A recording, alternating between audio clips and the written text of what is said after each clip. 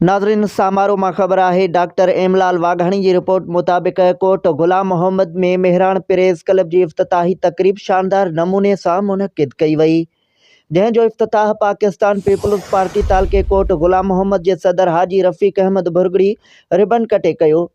तकरीब में हनीफ खान कायमखानी, राजा तौसीफ भुरगड़ी समेत बियन मोअज़्ज़िज़ मेहमानन ख़ुसूसी शिरकत कई।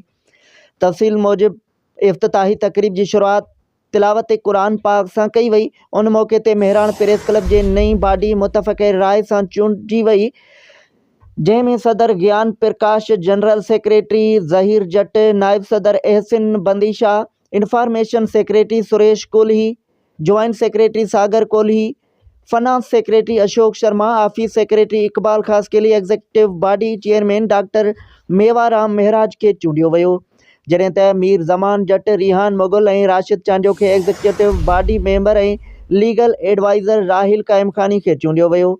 चूंडियल उहदेदारन पारां आयल मेहमानन के सिंधी अजरकूं और गुलन जा हार पाराया वया, जॾहिं त तकरीब में शिरकत कंदड़ मेहमानन के पिणु सिंधी अजरकूं पारायूं वयूं।